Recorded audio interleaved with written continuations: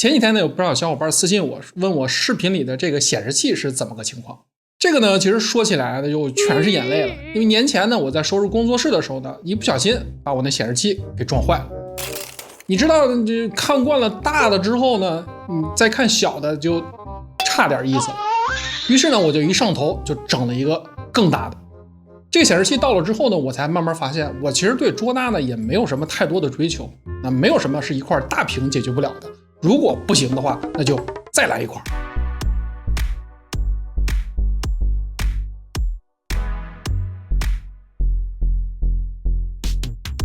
那这两个显示器呢，都是联合创新家的44C1G。那大家可以看到，这款显示器的外形呢，还是相对偏办公的极简风，三面的窄边框设计。那整体的线条呢，干脆简洁，那不算惊艳，但是也没什么大毛病。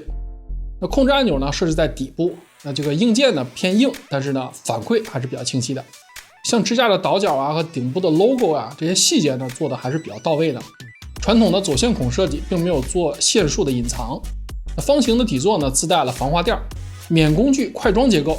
那一个人安装起来呢，其实也是比较方便的。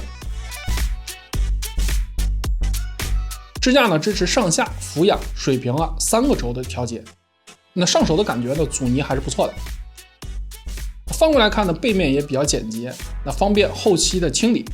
那顶部和底部都有散热孔，采用的是内置的电源，那不用外接大砖头。那么接口呢也非常够用，双 HDMI， 一个 DP， 一个 USB 3.0 上行，2个 USB 3.0 下行，一个全功能的65瓦的支持反向充电的 Type-C 的接口，以及音频接口。背面呢还预置了双扬声器。那包装里自带的线材呢非常全面，自带出厂校色报告。那大家可以看到，这个测试设备呢是柯尼卡的410，那这里面测试了 sRGB 和 Adobe RGB 的色域。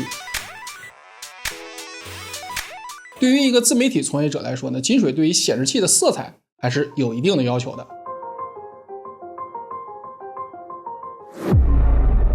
那么我选的这台显示器呢，拥有100%的 sRGB、96% 的 DCI-P3、90% 的 Adobe RGB 的色域覆盖。那拥有这样的色彩表现呢，无论你是照片还是视频编辑，那自媒体的工作呢，都是可以很好的覆盖的。值得一提的就是这款显示器的色准表现呢，还是非常不错的。那出厂的平均 Delta E 呢是小于 2.2 的，支持 Adobe RGB 和 sRGB 的色域缩线。此外呢，它还支持专业的6轴校色功能。这样呢，我们可以根据不同的工作场景和需求，对显示器的色彩进行更精细的调整，那以达到最佳的色彩效果。那这台显示器呢，支持多种色彩模式，在标准的模式下，原生支持 Mac 生态色彩，那可以确保在 Mac 系统下呢实现色彩的无缝对接。那比较可惜的呢，就是不支持 High DPI。联合创新的44C1G， 那单块屏呢拥有3840×1080的分辨率，那它就相当于是把2块24寸的 1080P 呢直接无缝衔接在了一起。那虽然呢是8:10的 IPS 面板，但是呢也拥有400尼特的峰值亮度和1000:1的静态对比度，它拥有120赫兹的最高刷新率，那支持 FreeSync、MOBA 等多种游戏模式。那即便是在激烈的 FPS 游戏中，那也可以保证足够的流畅度，那不会让刷新率成为瓶颈。180度的可视角度，也就意味着你无论从哪个角度来看这个显示器呢，几乎都是可以获得同样的视觉效果的。其实对于我来说呢，一个32:9的直屏呢，加上 IPS 面板，那这已经足够性感了。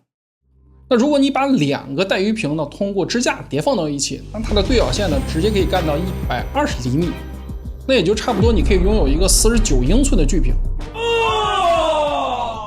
那在我的这个工作距离呢，但确实还是挺震撼的。44C1G 呢支持 OSD 菜单旋转，那我们把显示器倒置过来的时候呢，我们可以把 OSD 菜单旋转180度，那这样的用起来的时候呢就不会那么别扭了。那对于一个32:9的带鱼屏，那我还看重的就是它有一个画中画跟分屏的功能。那大家可以看到，我可以通过分屏的功能把显示器的屏幕呢分成2个独立的画面，而且呢它支持多种分屏模式。那2个显示器放到一起呢，我就可以分出4块屏幕来。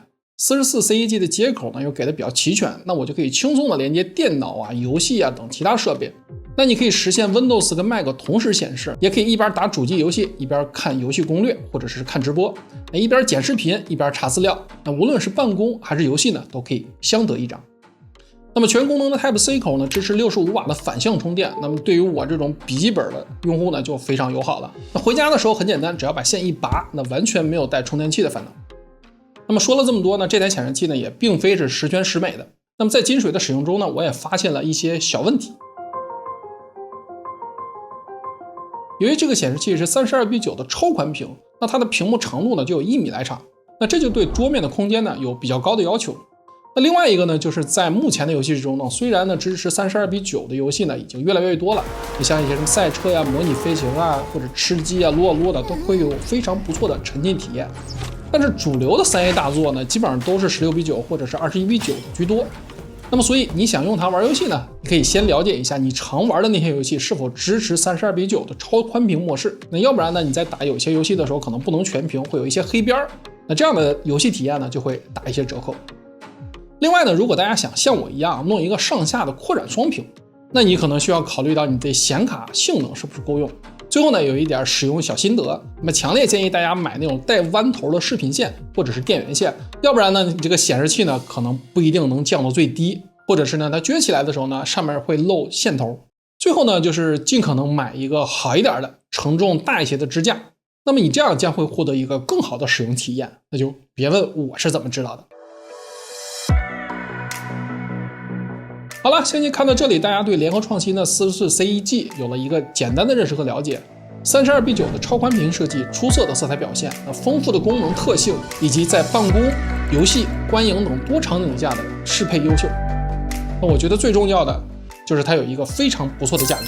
那么在我看来，联合创新用了一个更低的售价，给消费者提供了一个可能，一个用相对便宜的价格来入手32:9显示器的机会。